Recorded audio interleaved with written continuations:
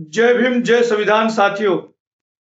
દિલ્હીના જંતર મંતરમાં જે લાઠીચાર્જ થયો તમે સોશિયલ મીડિયામાં કે ન્યૂઝપેપરમાં તમામ જગ્યા ઉપર જોયું હશે।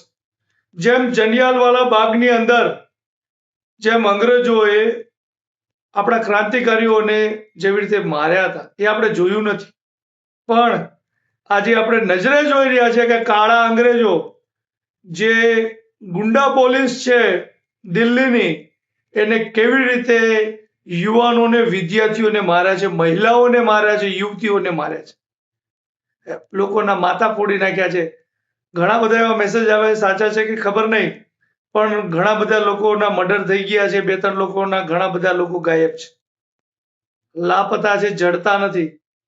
ઘણા બધા લોકોને ડિટેન કરીને લઈ ગયા છે, છોડ્યા છે કે નહીં એની પણ હજી કોઈ માહિતી છે નહીં।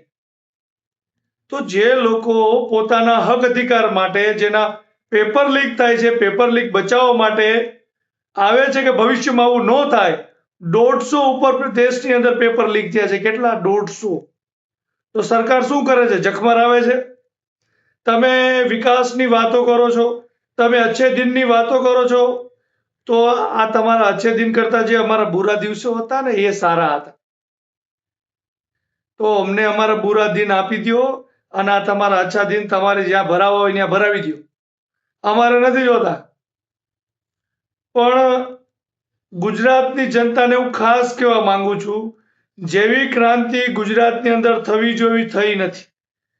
સુરતની અંદર, અમદાવાદની અંદર જબરદસ્ત યુવાનો બહાર આવીને આંદોલન કરી રહ્યા છે, બરોડાની અંદર તો એવી જ રીતે આખા ગુજરાતની અંદર સંવિધાનના દાયરામાં રહીને, કાયદાની મર્યાદામાં રહીને તમામ વિદ્યાર્થીઓ, આગેવાનો, પરિવાર સાથે તમામ સંગઠનો, ખાસ કરી રાજકીય પાર્ટીએ પોતાનું રાજકારણ મૂકીને આ વિદ્યાર્થીઓના ભવિષ્ય માટે, પોતાના બાળકોના ભવિષ્ય માટે બહાર આવવું જોઈએ।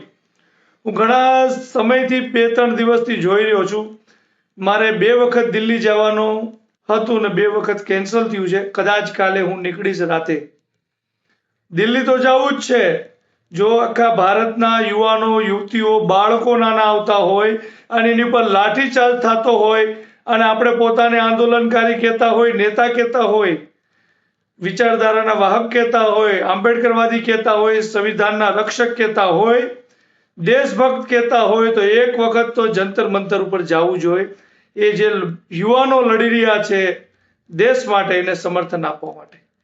બીજું, જે લોકો જઈ નથી શકતા એને પોતાના જિલ્લા, શહેર ને ગામડાઓમાં રેલી, ધરણા, આવેદનપત્ર જે કંઈ કરવું હોય, પણ સંવિધાનના દાયરામાં રહે, શાંતિપૂર્ણ રીતે, કે આ મનુવાદી, જાતિવાદી, બરોબર ભાગલા પાડો જે સરકાર છે ને અને એની ચમચાગીરી પોલીસ છે, એ તમારી એક ભૂલની રાહ જોઈને બેઠી છે। તમે એક ભૂલ કરો, આડાવાળા શબ્દ બોલો, ગાળાગાળી કરો, બરોબર ગેરવર્તન કરો, કાંઈ પણ એવું કરો એટલે સીધા તમને લાઠીચાર્જ કરશે, કાં ડિટેન કરશે, ખોટા તમારી ઉપર કેસો કરશે। અને જે તમારું જે આંદોલન ઊભું થયું છે, આ ભારતની અંદર પ્રથમ વખત શિક્ષણ ઉપર આવું જબરદસ્ત આંદોલન ઊભું થયું છે, તો આ કોઈ પણ કાળે દબાવવું ન જોઈએ।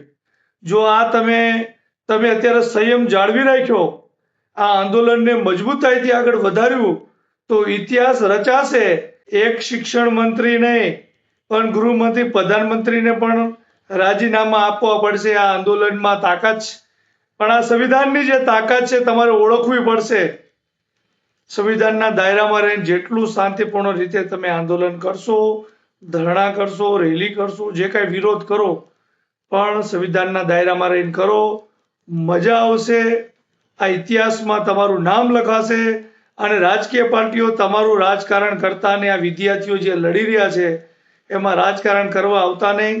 એ કોંગ્રેસ હોય, ભાજપ હોય, આમ આદમી પાર્ટી હોય, કોઈ પણ પાર્ટી હોય, કે એના લીધે તમે તમારા મીડિયામાં આવવા માટે, એકબીજા ઉપર આક્ષેપ કરવા માટે તમે આ વિદ્યાર્થીનું ભવિષ્ય બગાડશો। આંદોલન જે મજબૂતાઈથી ઊભું થયું છે એ કાંઈ વેડફાઈ ન જાય, એને નુકસાન ન થાય, એટલી તમને વિનંતી છે।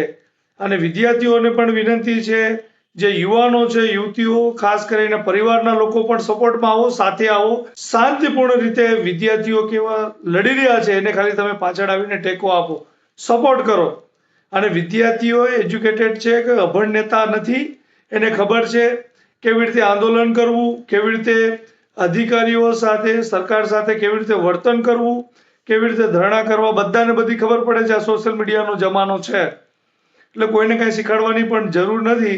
ખાલી જે વિદ્યાર્થીઓ લડી રહ્યા છે એને આપણે પુશઅપ કરવાનું છે, એને સપોર્ટ કરવાનો છે. તો તમામ લોકો, તમામ સંગઠનો, ખાસ કરીને આંબેડકરવાદી સંગઠનોને મારે કેવું છે કે આખા ભારતની અંદર જંતર મંતરથી લઈને આખા ગુજરાતમાં ગમે ત્યાં ખૂણામાં તમે જોઈ લ્યો, એક જ નારો બુલંદથી બોલે છે.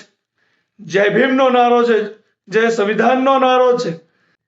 આ નારો ફક્ત દલિતોનો નથી, આખા ભારત દેશની અંદર જે લોકો ઉપર અત્યાચાર થાય છે, જુલ્મ થાય છે, લોકો ન્યાયની હક અધિકારની માંગો લઈને નીકળ્યા છે, આ નારો એનો થઈ ગયો છે. ફક્ત આપણે કહેતા હતા ને કે દલિતોનો નારો નથી. આ આંદોલન સાબિત કરે છે કે તમામ આખા ભારતના વિદ્યાર્થીઓનો નારો છે, તમામ યુવાનો યુવતીઓનો નારો છે. તો આ નારોને બુલંદ કરવા માટે આપણે પણ આ તમામ આંબેડકરવાદી સંગઠનોએ આ આંદોલનમાં જોડાવવું જોઈએ, તાકાતથી જોડાવવું જોઈએ. અને આપણે તો તમામ લોકોને સપોર્ટ કરતા જ આવ્યા છીએ. તમામ ધારાસભ્યો, સાંસદો, તમામ લોકોને મારે કહેવું છે, તમે જેવી રીતે પણ મદદ કરી શકતા હોય એક વખત આ આંદોલનમાં સપોર્ટ કરો. અમે રાજકોટની અંદર આજે પણ ઘણા બધા યુવાનો યુવતીઓ રેસકોર્સમાં ભેગા થયા હતા. આવતીકાલે પણ થશે, ભવિષ્યમાં પણ થશે. અને ગુજરાતની અંદર તમામ લોકોને આહ્વાન કરવા માંગુ છું કે હવે શાંતિપૂર્ણ રીતે સંવિધાનના દાયરામાં રહીને મોટું આંદોલન, ક્રાંતિ કરવી પડશે. આ નાનું નાનું નહીં ચાલે. જે કાંઈ કરો મોટું કરો, સંવિધાનના દાયરામાં લઈને આહ્વાન કરું છું. અને કાલે કદાચ અમે પણ જાહેરાત કરશું કે રાજકોટ, સૌરાષ્ટ્રમાં કે ગુજરાતમાં શું કરી શકવું જોઈએ, એની નવેસરથી સમજી વિચારીને સંવિધાનના દાયરામાં રહીને, કાયદાઓના દાયરામાં રહીને કેવી રીતે આંદોલન થાય એની જાહેરાત કાલે કરશું. પણ આંદોલનમાં જોડાઈ જાઓ, હજી પણ સમય છે. એ RSSનો હોય, બજરંગ દળનો હોય, કોઈ પણ સંગઠનનો હોય, કોઈ પણ વિચારધારા હોય, તમારા કટ્ટરવાદ સાઈડમાં મૂકી આવી હિન્દુ, મુસ્લિમ, દલિત, જે કાંઈ સમાજના લોકો, શીખ સમાજના લોકો તો કેવા સપોર્ટ કરે છે. જે બાળકો ત્યાં લડી રહ્યા છે, જે જખમી છે, એના માટે ખાવા પીવાની રહેવાની વ્યવસ્થા કરે છે, એવા લોકોને સલામ છે. તો એવા હિન્દુ લોકોને, મુસ્લિમ સમાજના લોકો, દલિત સમાજના લોકોને કેવો વિચાર આવતો નથી. દરેક ધર્મના લોકોને આવો વિચાર આવવો જોઈએ. દરેક જે કાંઈ હોય હું એમાં પડવા નથી માંગતો. તમામ ધર્મ, જ્ઞાતિ, જાતિ મૂકી એક ભારતીય થવાનો સમય છે. એક થઈ જાઓ, બરાબર. અને આ જે લોકો અત્યાચારી લોકો છે, હિટલરશાહી જે થઈ રહી છે, લોકશાહીની દેશની રાજધાનીમાં જંતર મંતરમાં ધોળા દિવસે એની હત્યા થઈ રહી છે, બરાબર. તો એને બચાવવા માટે તમામ લોકોએ જ્ઞાતિ, જાતિ, ધર્મ મૂકીને એક થવું પડશે, સંગઠનો મૂકીને એક થવું પડશે, લડવું પડશે મજબૂતાઈથી, બરાબર. આ જ સમય છે. આ ફરીથી આ જે આપણે અંગ્રેજોને જોયા નથી, પણ આ કાળા અંગ્રેજો સામે લડવાની આ તક છે. તો એક થઈ જાઓ. જય ભીમ, જય ભારત, જય સંવિધાન. મળીએ.